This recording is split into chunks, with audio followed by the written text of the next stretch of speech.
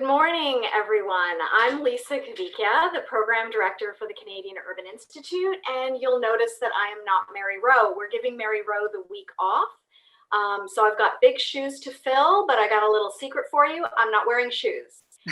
I am in Toronto on the traditional territory of many nations, including the Mississaugas of the Credit, the Anishinaabe, the Chippewa, the Haudenosaunee, and the Wendat people, now home to many diverse First Nations, Inuit, and Métis people from across Turtle Island.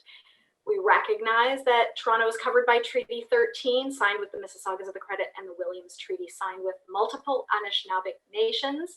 Having said that, we are very mindful of the history of broken treaties and the urgent need to work continuously towards reconciliation. And I'm grateful to have the opportunity to live and work on this territory. I invite you to think about where you live and historically the people who lived where you are, and how we might all work towards reconciliation in meaningful ways. So a little housekeeping. We are recording this session, I'm sure you can see that, and we encourage you to use the chat function. Please toggle the option so that you're speaking to all panelists and attendees, so that we can all benefit from your wonderful knowledge and sharings. And why not say hello and tell us where you're calling in from and what is happening on your main streets. So early in the spring, CY embarked on our Bring Back Main Street project. Prior to COVID, we had been doing work around downtowns and main streets, and we were concerned about a myriad of issues that were impacting the hearts of our communities. Last week, we launched our Bring Back Main Street Action Report that offers a set of specific proposals and solutions to sustain our main streets through the pandemic and beyond. And it builds on some extensive consultation that we have been doing and research by CY, as well as our many partners across the country. So we invite you to check that out. And we also invite you, so there are something like 80 actions that are in this report, and we invite you to adopt some of these actions, adopt specific actions, and work collaboratively in your communities to work towards these solutions. Okay, so let's get on to this session itself. We have been working with JCWG for many years, and I have always been impressed by the depth of knowledge that JCWG brings to any conversation around retail. I grew up in Rexdale in Toronto, and so I often ask, JCWG is the one I ask about the Rexdale Mall where I grew up, and the Woodbine Center, and what's happening, why are there so many vacancies in the beach, and what does Omnichannel mean? And I'm always left with so many great discussions and answers. They know so much about the retail environment. And they also know about, how every main street has that weird shop that sells the old lady underwear or the faded pants. There's one in Greektown that was called the Salonika Pant Shop that existed for many years. Well, if you have any questions about those kind of shops, JCWG is the one to ask about that. So JCWG has have been working with them on a solution brief, a series of solution briefs. So they came up with a solution brief that that Lisa is going to present for about 15 minutes. And then we're going to bring our panel into sort of ground truth, what JCWG has found and what they're proposing, and what that means on different kinds of main streets across the country. So we have Judith, who is coming to us from downtown Regina. So, and that's very much a downtown business improvement area. And then we have, hi Louroz. Louroz is joining us from York-Eglinton Business Improvement Association, which is in Toronto. It's Little Jamaica, and they have been just devastated over the past couple of years because they've been dealing with construction of light rail transit. And so, we're going to talk to him about what he's been seeing, and then the double whammy of COVID. And then Dane Williams is with Black Urbanism TO, and they've been doing some talking with businesses along that stretch of Eglinton through the construction, but also talking with some of those Jamaican-owned and Caribbean-owned businesses about what they're seeing and how they're experiencing. And then Darryl is from Digital Main Street, and he is also just brilliant about bringing on helping those Main Street businesses to get online and all the different kinds of challenges that are around that. So I am going to now shut up and let Lisa do her thing. So I'm going to ask everybody except Lisa to turn their camera and mic off. And Lisa's going to present, and then we're all going to come back on after she presents to chat a little bit more. Okay, thanks. Go ahead, Lisa. Perfect, thank you. Let me just bring up my screen.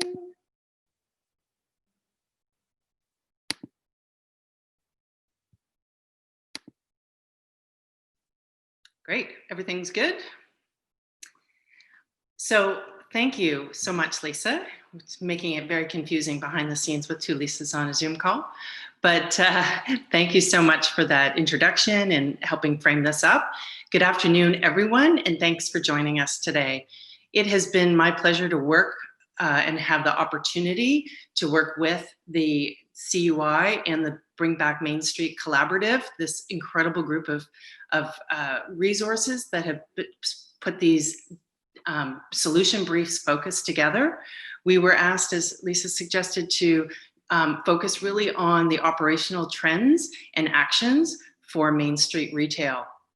So as in the introduction, those of you who don't know me, my name is Lisa Hutcheson, and I'm the managing partner at JC Williams Group, and we're a retail consulting firm. We have an office in Toronto as well as one in St. John, New Brunswick.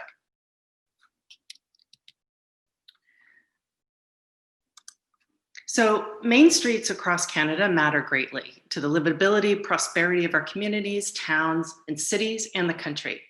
Our main streets are where we go to shop, where we work, where we do business, where we eat, and we play. And so this Bring Back Main Street solution really focuses on that retail sector and the impacts of the COVID-19 pandemic on our Canadians' main streets. So the brief was actually divided into 3 sections, and I believe there's a link to the brief, or there will be in the chat. But the 3 sections were the trends experienced by Main Street retailers during the pandemic, the challenges faced by retailers with the whole reopening, and the potential actions that local business organizations can take to ensure that main streets remain lively areas of commerce. So this brief is really primarily targeted at the organizations that are charged with helping businesses prosper on main streets, BIAs, BIDs, economic development, and there may be also others that are in attendance that are independent retailers.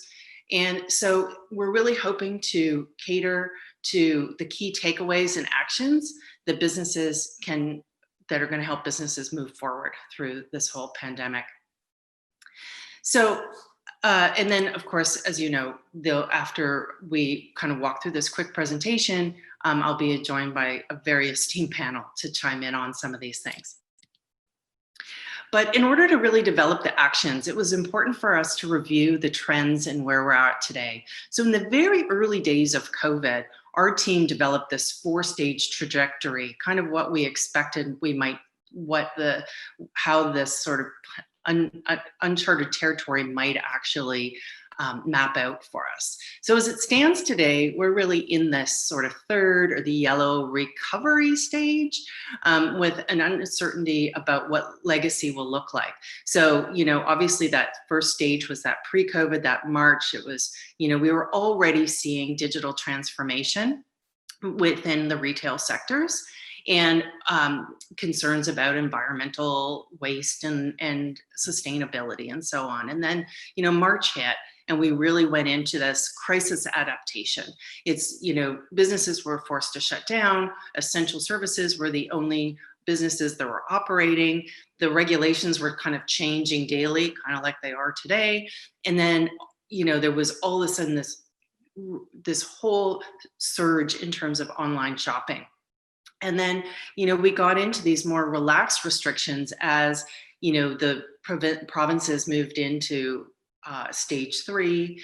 And now we're still in that with the whole notion of hotspots and certain, sort of this fluid one day to the next, all driven by the WHO guidelines, this daily communication that we're all sort of sitting, waiting on the edge of our seat in terms of what the next issue is going to be. So retailers are really, if they've had to adapt, or these businesses along main streets are really, trying to figure out how to maneuver through this relaxed restrictions.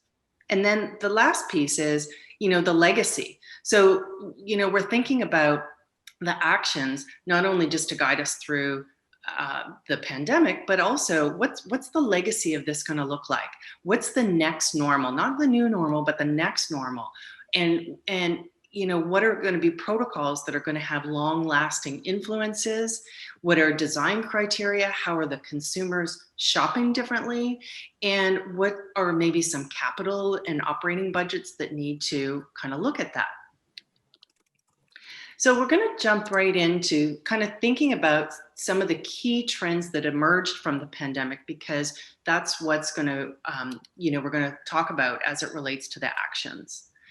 So not to, put a ton of emphasis, because we all know what retail sales look like.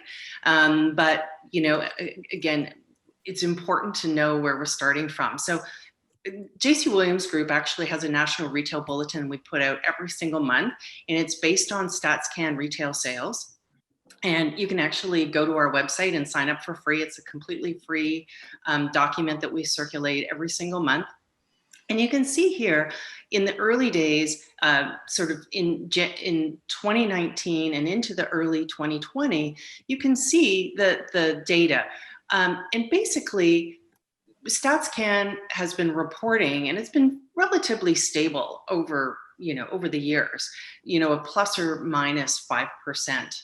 But then as COVID hit in March, and you can see in April when sales plummeted.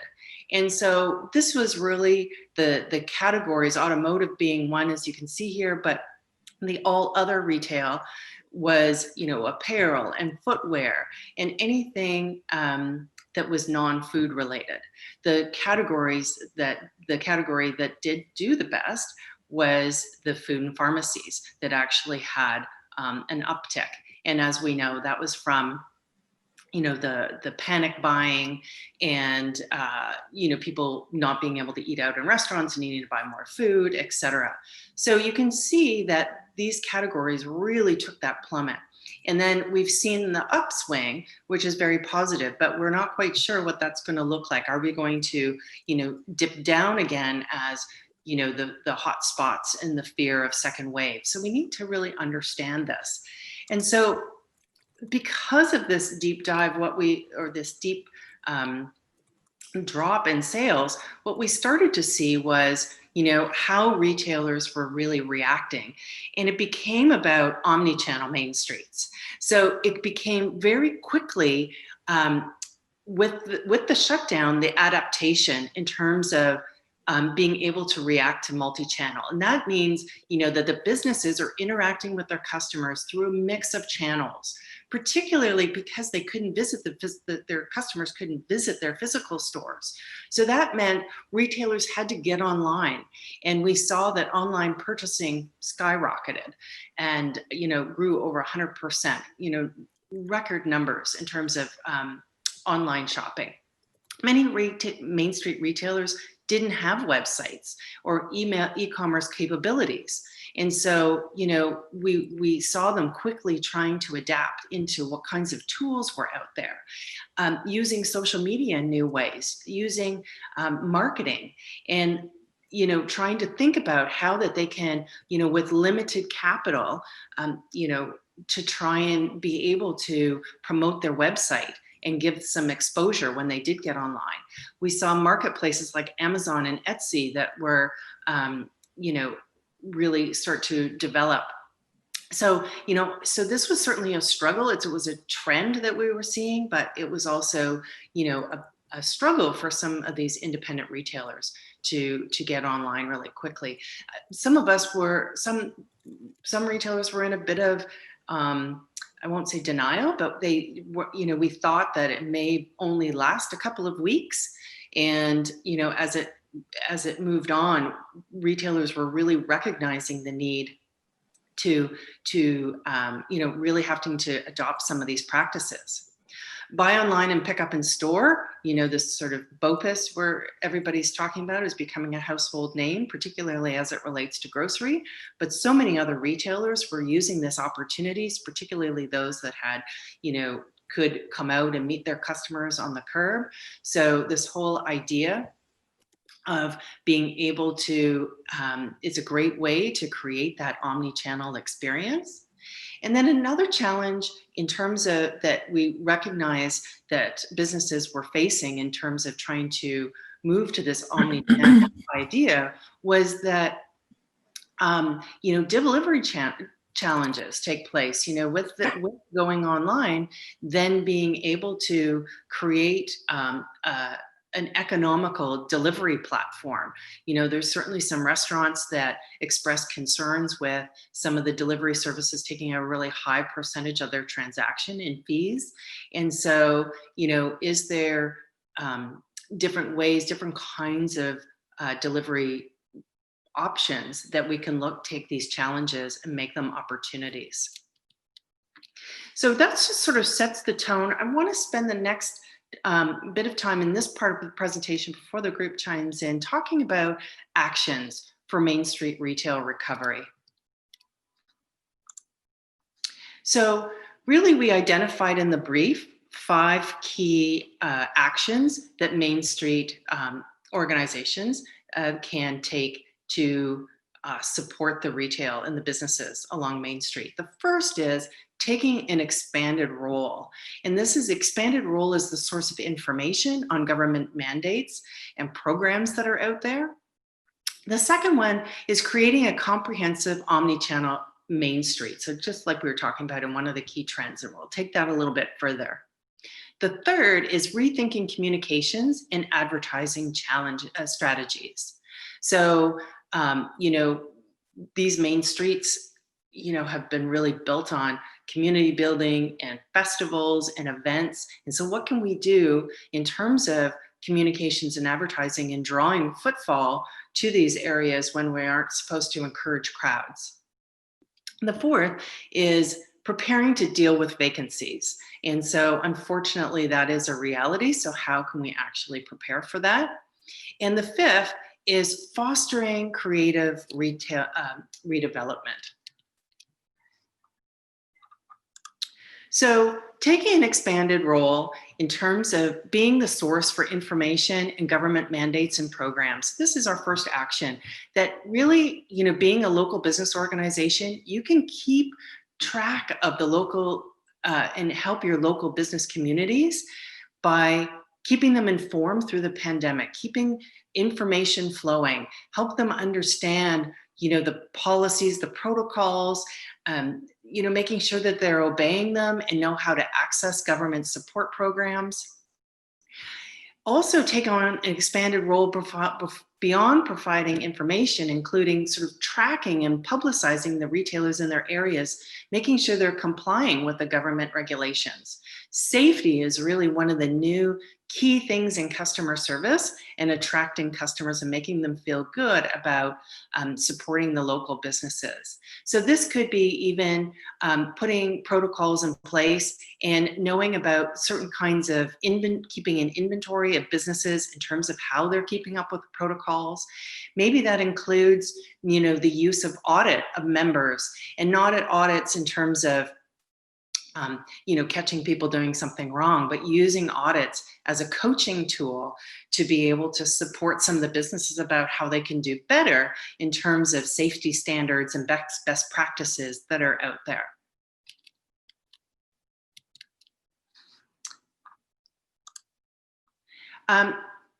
Creating this comprehensive omni-channel main street. So I talked about it in the trends.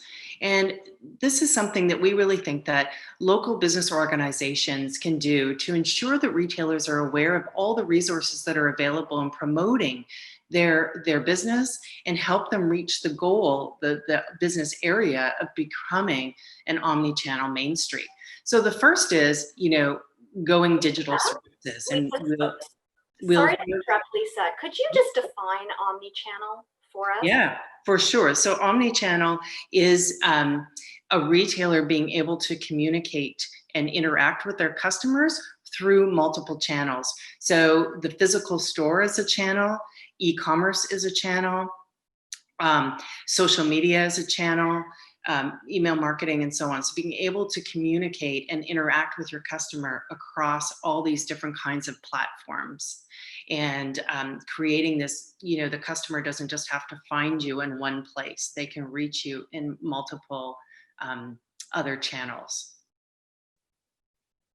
So going digital services. So we have, you know, the honor of having Darryl from Digital Main Streets that'll be able to speak to this, but really providing services and working with retailers to help them get their online stores up and going. And this is, you know, Digital Main Streets is a great example of one. Then there's the idea of online business directories. So online business directories are really a starting point for local business organizations to introduce a directory with full and accurate list of business members that have websites, promoting them online. A great example is one called Shop Quinpool. I heard that I saw in the chat that somebody was chiming in from Halifax. So Quinpool is Main Street in Halifax, and they've got this great online business directory as a great example. Main Street online business platform. So this is for retailers that are already online, and maybe there's platform development using these platforms for creating district-specific online business marketplace. This is really emphasizing the shop local theme. The next is, you know, this whole idea of district online marketplaces as well. And this other idea is putting caps on food delivery fees and establishing local delivery services. So, you know, as I mentioned, one of the trends that's really difficult, particularly as it relates to the restaurants, is the cost of the deliveries from some of the delivery providers. They take a huge percentage of sales. So trying to work in Canada, there's been a lot of discussions about trying to put in caps. And then in terms of establishing local delivery services. So several communities have seen a startup of services that aim to reduce the cost of these apps, and then putting into place, trying to do, you know, pool the business district in terms of providing other kinds of delivery services. So there's a great one in Montreal called Radish, another one in Ottawa called Love Local, and that one is sort of an ethical way to order takeout and delivery for locally owned and operated food businesses.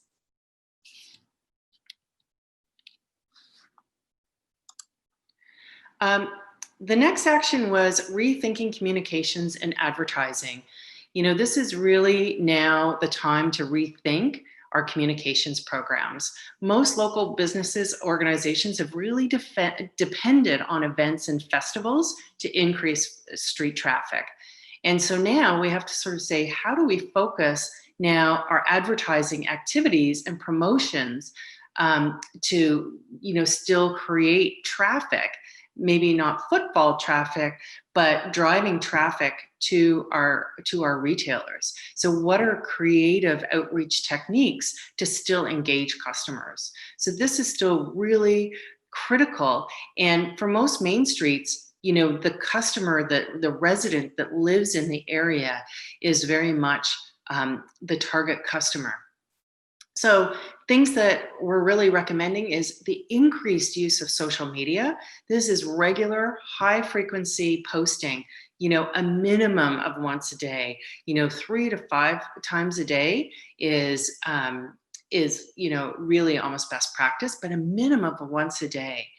We're seeing some things starting to get implemented, and we're recommending hosting live events using Facebook, using Instagram. People are really loving being able to still interact and see their local businesses. Still, lots of them want to be able to interact with them. So there's these platforms that we can utilize. Reposting social media activities of your local businesses. So there are these local businesses, some of them are doing amazing social media posts. So reposting on the main platform, building online communities and welcoming conversations. So really starting to try and have more open dialogue digitally. Expanding email marketing. So this is a time we can use email for call to action, not just generic information, but we can use email to create that call to action. People are at home. And so, using traditional mail marketing, it's back. We're seeing it work. This whole idea of snail mail, who would have thought that we're, with customers at home, they're looking for personalized communication, and it can be very effective right now.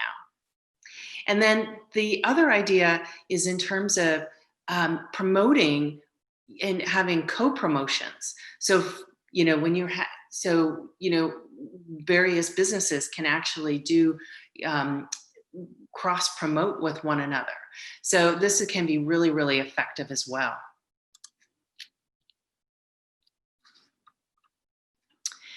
Preparing to deal with retail vacancies. So regardless of how much work is done by local business organizations to support your existing businesses, unfortunately, some have and will be failing. And so we really need to be prepared on infilling these vacancies with new and vibrant businesses. And because once there's a lot of boards up, it will make it more challenging to entice people to the area. So this is where we want to create an inventory of vacancies. So if you haven't already done so, there's a great vacancy survey guide.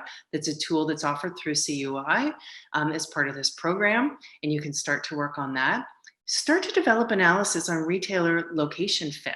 So, have a plan for what certain kinds of retailers would fit in certain kinds of locations, and work with the landlords and thinking about new kinds of businesses that maybe are just completely new business models, and working with those landlords to save businesses or find replacements. Landlords generally, may not work with another group because they might think they're competitors, but, working with them and starting really kind of thinking about new strategies and replacements is being really proactive. Working with those landlords too, in terms of thinking about new kinds of rent strategies for new businesses. And maybe that is looking at, rather than the traditional model of just dollar per square foot, but maybe looking at just percentage of sales as a potential, just to get as a way to get some new businesses engaged in the area. Developing pop-up strategies. So for large spaces. So landlords that may be less attuned to markets and understanding kinds of new businesses that are out there, but maybe suggest thinking about different kinds of uses And that might be for shorter periods. Maybe think of organizations that look to organizations that curate pop-ups. Brickup is a business that actually has created a model that is all about pop-ups. And then growing your own retail startup. So, is there hard to rent properties that maybe a not-for-profit or an entrepreneur that's wanting a space to use to test some sort of pop-up programs? So this is something to think about as well. And then the last is looking for unusual places to foster retail. And so landlords, thinking about new uses for some of these spaces, or maybe there's new kinds of opportunities that we can actually look to new kinds of retail spaces. And so that leads us to our last one, which is really about using creative approaches. And so this crisis has really created the opportunity to foster redevelopment in Main Street areas, thinking about buildings or sites that maybe have outlived their usefulness, or maybe are only used seasonally or once a week, and thinking about them as potentially a catalyst that we could bring together new kinds of businesses that would bring customers to the area.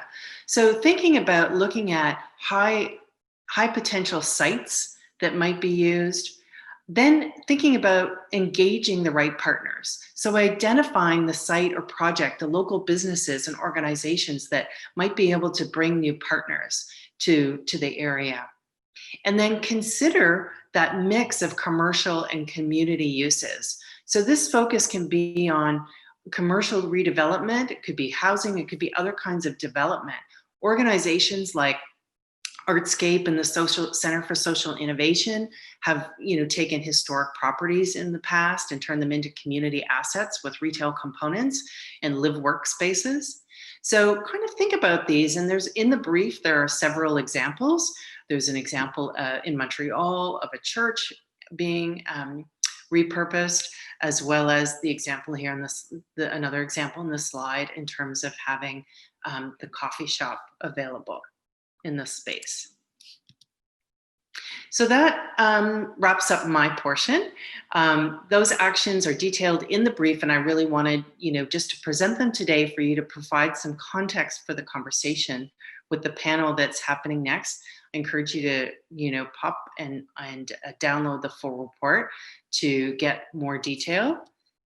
And I'm done here. So I turn it back to Lisa to open up the conversation. I'll stop sharing my screen. Thanks so much, Lisa. And I'll just ask the rest of the panelists to turn their microphones and their cameras on. Thanks, everyone. That was excellent, Lisa. And I just want to say, I think Ray in the chat asked about the PowerPoint. Somebody asked about sharing your PowerPoint. So I just want to let everybody know that following these webinars, we post the recording of the session, any materials that, like the PowerPoint, we will share that. We also share, we also do 5 key takeaways, and we'll put a link to all the resources that we're mentioning on this webinar. So Ray in the chat asked about who should be taking the lead on these actions that that Lisa from JCWG was proposing. So maybe I'm just going to do a little, I'm going to ask each of the panelists to reflect on, what you heard from Lisa, what you've been seeing, in your experience, and then to think about that, like who takes the lead or who could take the lead on that. I want to start with Judith in downtown Regina. I just said it, it's downtown Regina. So it is a main street that's focused on the commercial core of this city. So, and Judith has been doing a great job of this, I think, the communications and the social media. So maybe you can touch a little bit on that. But Judith, have you had any luck or any experiences with those kind of creative partnerships for dealing with vacant or underused space in your downtown? And I'll Well, we're getting to that point where we're having to deal with that. What my takeaway from Lisa's presentation is that it felt like what she was describing was almost a continuum where you're starting small with taking that expanded role, doing the getting that communication out there, getting the digital table set, if you will, for your businesses. And now we're coming up and we're starting to deal with our vacancies. If any of you who are watching this right now, if you've taken a look at the vacancy survey that CUI put out, definitely do that. We ourselves did that here, and we're beginning to document where the vacancies are and kind of going through the process that Lisa described, identifying what are the good fits for future use of these spaces. I thought I saw something in the chat about potentially using some of these vacant spaces for overflow of existing restaurants, and that's something we definitely want to explore. It's not always a city thing, it's sometimes a health authority thing, where you have to make sure that your space is up to building code if you're serving food. So those are challenges that we're going to start looking at in the future. But with respect to the question, who takes the lead? Coming from a business improvement district, we're the ones raising our hands. We seem to be the folks that can take a step back in terms of really seeing what the lay of the land is. When the businesses are struggling, when they're having to lay off their employees, when they're worried about rent, when they don't know if supplies coming in or supplies not going out, they can't see the forest for the trees. So that's where the business improvement district comes in, and we're the ones getting that information on the government programs or the private programs that are out there locally, and getting that information into their hands and hopefully prompting them to take advantage of those programs that are available to them.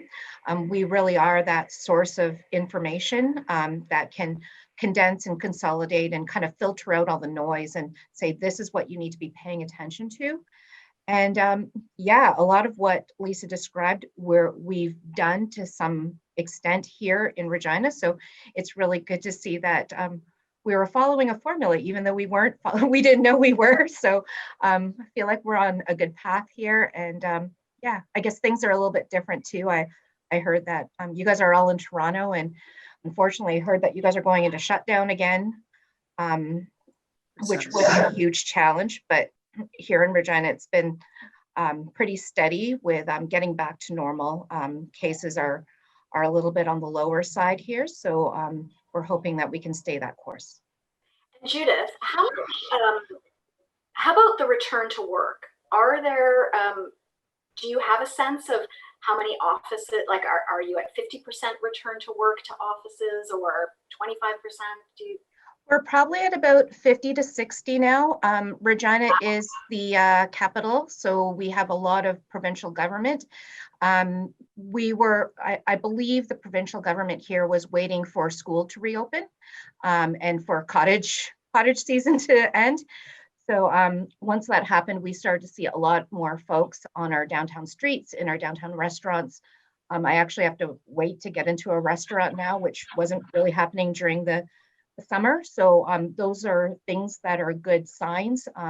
When we talk to the retailers, they're seeing a lot of folks that come in that have an ID badge hanging off their jacket. So we know that they work downtown and they're getting away from their desk and going to the businesses. So it is good to see, but that really was the trigger. It was that return to work where now we're seeing more foot traffic.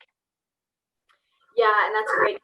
And a lot of cities in Ontario and cities in, even in Alberta, it's not so. That's a major challenge for the downtowns, is getting those. I think a lot of, like, I was just talking with someone from Hamilton the other day, and they're saying maybe 20% are back. I don't know what it is in Toronto, but I'm sure it's pretty low as well. Okay, let's go to Louroz. I want you to talk about your Main Street, because you are a community-oriented Main Street. And Yeah, so not, and for those who don't know where York-Eglinton business improvement area is, it's in the old city of Toronto, but it's not downtown. Oh, you're muted. Can you hear me now? Yes, perfect, thanks. Hi, everybody. Oh. I was just saying it was in the old city of York before it became amalgamated with the city of Toronto. And so, yeah, it's a very resilient community. So like Lisa had mentioned, they're building an LRT line underneath the main street here on Eglinton. And we're the only BIA that has 3 underground stations under construction. So huge impact on our small businesses. Oh, we lost your voice again, Louroz. Sorry. There. Can you hear me now? Yes. Yeah, I was just saying, when COVID hit in March, you know, that was like the double whammy for our small businesses. And early on, you were asking like who should be taking on these initiatives. So a lot of people came knocking on the door of the BIA. And early on, our volunteer board of directors, we created a economic recovery strategy for the actual street itself. And it was really, we had 3 sort of main points. One was we wanted to focus on the place, and so our individual community. And I think the one upside of this COVID pandemic is it's really brought the community together. I think, you know, people kept reaching out to us on social media about how do we support small businesses. And our biggest message to them was always is to take your dollars and go spend it in those small businesses. So a lot of our retail strip, about out of 120, 150 retail shops, we have about 35 barbers, nail salons, tattoo parlors. And then we had a lot of takeout establishments that had a really loyal following already. So I think they were really already prepared for this pandemic the way that they were set up. And then thankfully now this time around with the second shutdown here in Toronto, they didn't close down barbershops. They put on restrictions. But really the role of the BIA and that strategy that I talked about is we really wanted to create that sense of place for the community. I think we were sort of the one-stop shop for all the information that was going out there. We were finding that a lot of small business owners were confused because there was announcements from like City Hall, the provincial government, the federal government, and like all these different programs that they could apply to, but didn't know how to apply or if they were eligible. So we really try to break it down for them about here's some targeted links and how can we help you actually apply for these different grants and funding opportunities. So it was really sort of one-on-one working with each individual businesses to try to get that information out there to them. I think the other big role that BIA's played, especially here in Toronto, there's an association of BIAs. There's 83 BIAs within the city of Toronto. And together, I think we represent like 60,000 businesses, which is remarkable. We were really a powerful voice in terms of advocating to the provincial and federal governments about targeted programs to support our businesses. And I think the biggest thing right now is, you know, that sort of the rent subsidy program for small businesses. I think, thankfully, I haven't seen a lot of vacancies so far, but I think we're waiting over the next couple of months to see if, you know, more landlords will be evicting their tenants. So that sort of rent subsidy for these small businesses is really essential. So we've been really advocating to government for that. But we don't do it alone. We work really closely with a lot of community agencies and different groups. And I think the more people that rally behind Main Street, the better. And I love to see Dane here with Black Urbanism TO, and he's doing some great grassroots work, especially with Black-owned businesses. And that's the sort of partnership that we're looking to support Main Street. Yeah, and so I want to ask Dane now to talk about his groups involved, like what your group is about and your involvement with Eglinton. Yeah. So, Black Urbanism TO, what we're really focused on is, the Black community be involved in our socio-economic growth and really be at the table to dictate and speak and amplify, our community's voices and needs and advocate for those. Our role is definitely, as an organization, we really focus on amplifying the voice of the community through community consultation. A lot of the times with the Black businesses, as Louroz has said, and the businesses in Eglinton West, it's crunch time right now. The COVID-19 has almost kind of exasperated, the issues that were happening with the LRT. And is contributing to, quickening the erosion of that culture and that heritage in that community.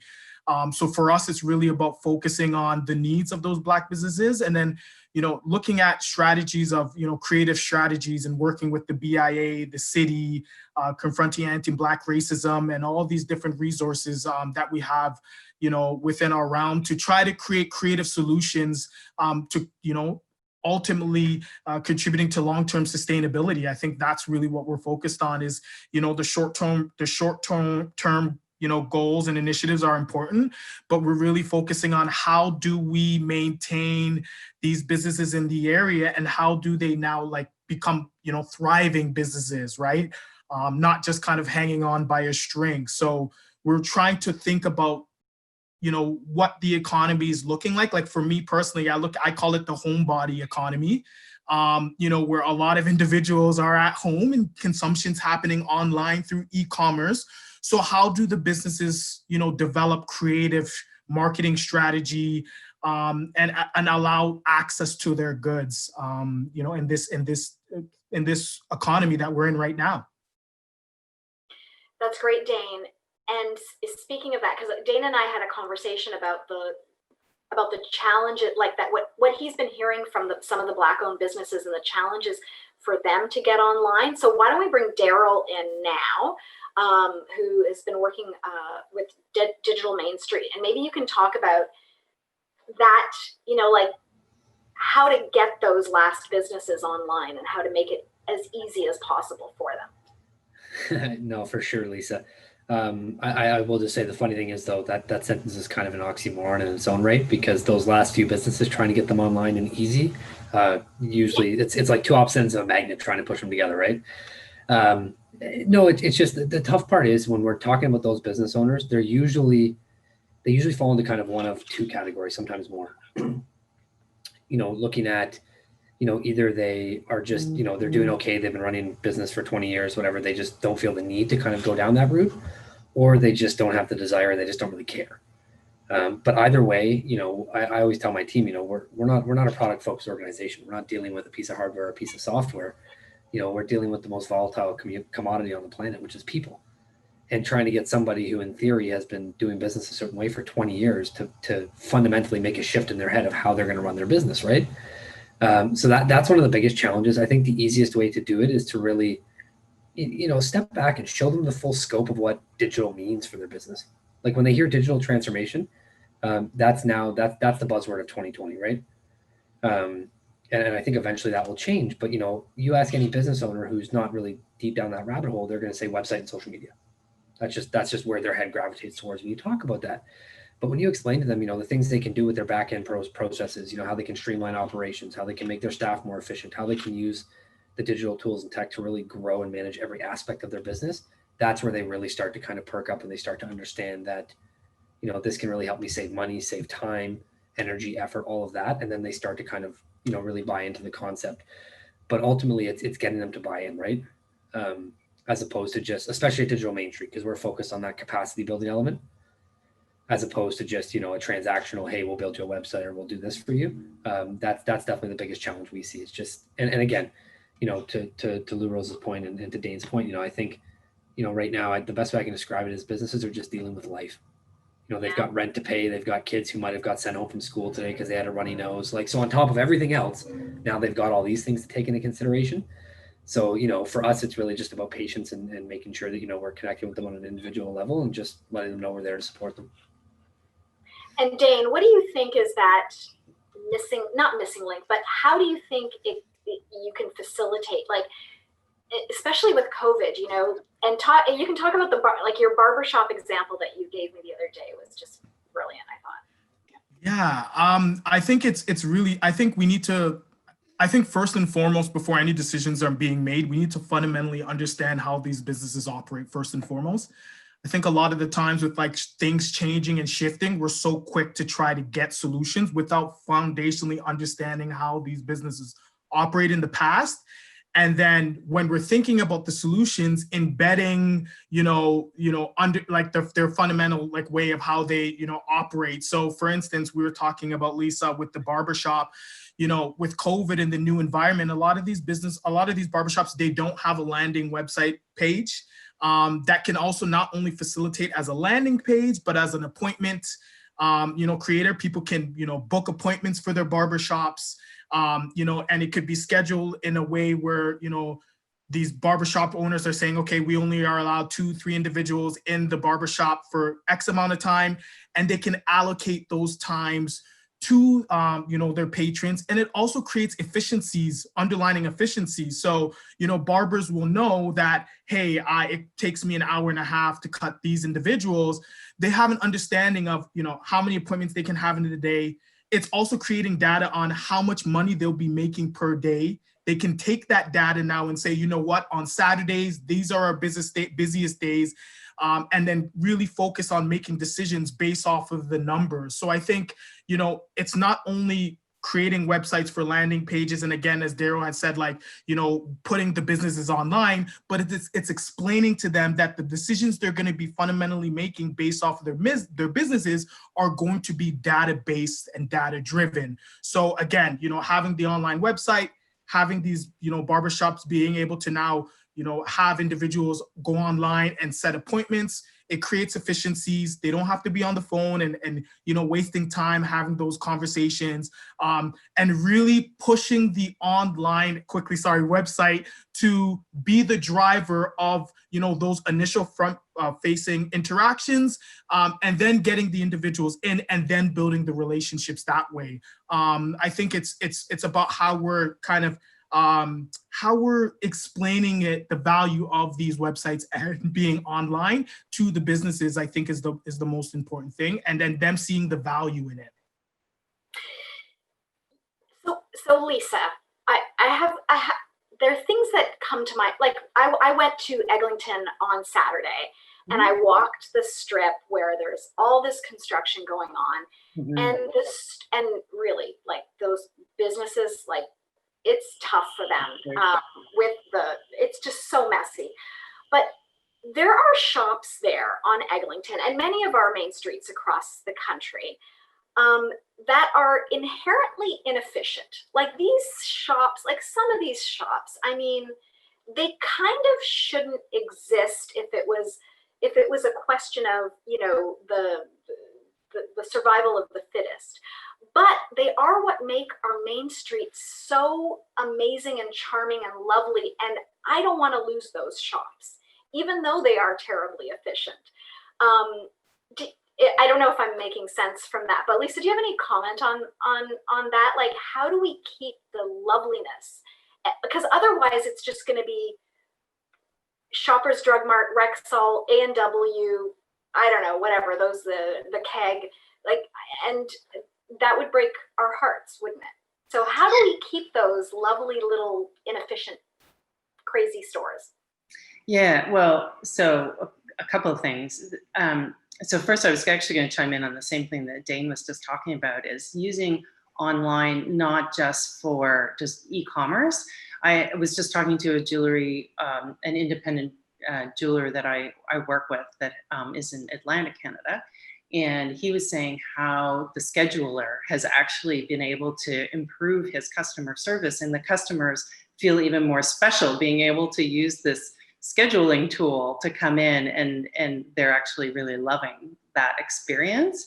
To your question though, it's an interesting thing, because some of it is, like you said, they're maybe they're a sign of the times that retail's changed, and they are interesting and that quirky, nice mix.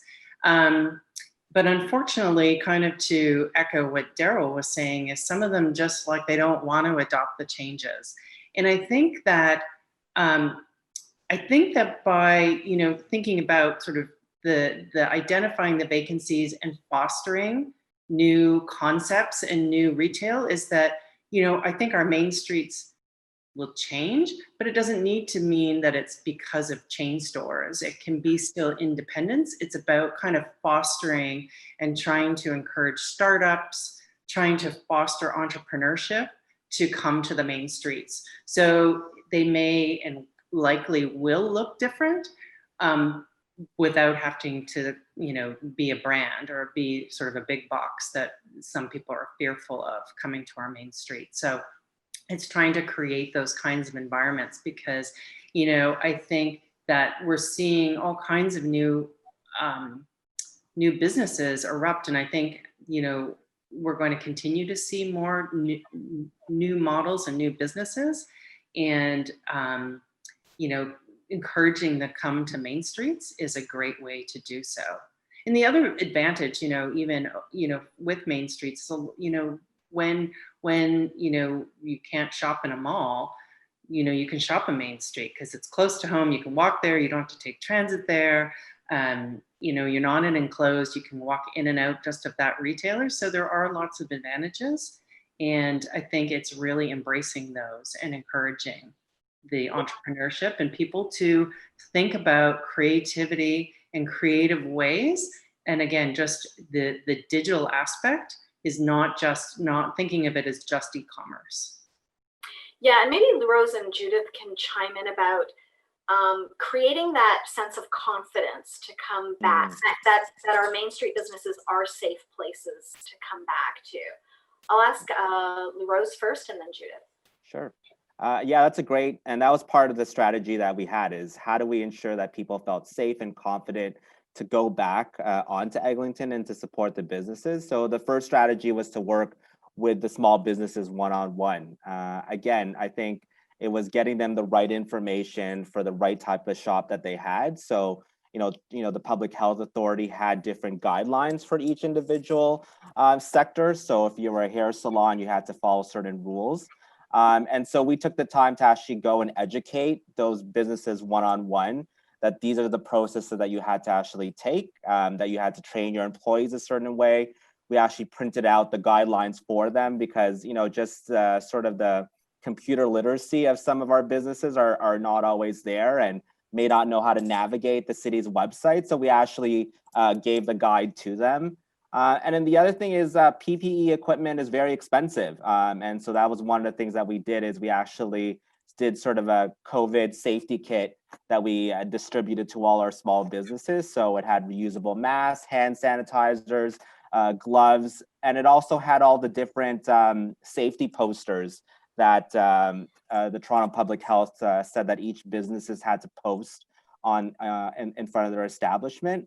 So I think it was a lot of work. It was a heavy lift to try to go door to door individually and talk to businesses about how to do things. I got a lot of questions about, okay, if I was going to do beard trimmings, like how do I do that if they have to keep a mask on? I don't know what the answer was, but I was able to connect them to the right public health official to get those answers done. Or like a bar needed to know whether or not they could use a pool table, or like what are the safety mechanisms around there.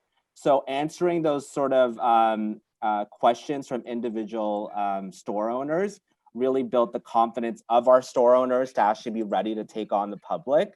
And then I think the City of Toronto has been really great in terms of educating the public about what to expect and having the safety protocols in place. So everybody seems to be really good in terms of coming back and actually supporting the small businesses. But it's an ongoing thing. And I think as we've seen here in Toronto recently, we just went back into another lockdown. So we have to keep being mindful, and we need to keep connecting and educating our small businesses. Okay, we only have a couple of minutes left. So Judith, I want you to very quickly address that. And then I want to go to Darryl. We did everything that Louroz said did. Safety packages, welcome back packages. We also filmed a lot of video with the businesses to push out through social media, showing how a massage is now done, and like obviously all kosher on that end, but you know, how to get like chiropractic services, eyeglass fittings, all of those sorts of things. So we have a selection of videos to increase that safety, because that was the feedback we got from the general public. They wanted to know that they were safe and they could feel confident going into these businesses. So we really tried to pivot all of the marketing pieces to, this is how you feel safe. This is what our businesses are doing to make you safe in their business. That's great, Judith. Darryl, I want to go back to, you know, what Dane and Lisa was saying. We're saying about, you know, it's more than just selling online. It's also, you know, sort of the whole back end piece. Yeah, it's everything, right? Like a big point of what we do, like we do a lot of work for, you know, just a very simple example of helping businesses convert their, you know, their accounting processes and procedures to the cloud, right? Setting them up with QuickBooks. Like the amount of businesses we work with that are still doing things manually is mind-boggling. But I think to build on that is it's also as much of, you know, kind of the full spectrum of what can be done, but also just, you know, doing it in a way where, you know, it's the, you know, lead a horse to water, but, you know, you can't force them to drink type thing, right? So a lot of what we focus on is really, you know, I always say we're as concerned with the business owner, if not more concerned with the business owner than we are with the business. Because if that business owner understands how to update their website and how to post on social and how to do X, Y, Z, then in turn, you know, we've done our job of building a stronger business because that owner is going to be able to do it, right? Yeah, that's a great point. We have to wrap it there. This was just not enough time. I want to thank all my panelists. You guys were great. And I want to grab each of you and thank you for this and get more from you. So we're posting everything online. Don't worry. There's been amazing stuff going on in the chat, which we're also going to be posting. Thank you to JCWG for working on that solution brief and for the presentation today. We have a whole week of Bring Back Main Street events. So join us tomorrow, the next day, the next day, the next day. Tomorrow's event is also about retail, but more from the policy point of view. And we even have somebody from Montreal, and Montreal has been doing insane things around economic recovery. That's not just about the businesses, but that's also about arts and cultures and how they organize streets. So I really want you to join for that. And also they've just been knocked down with the second wave. So it'll be interesting to see what's happening on that front. Thank you, everybody. This has been terrific. And yeah, join us again and check out our website for more information about Bring Back Main Street. Cheers, everyone.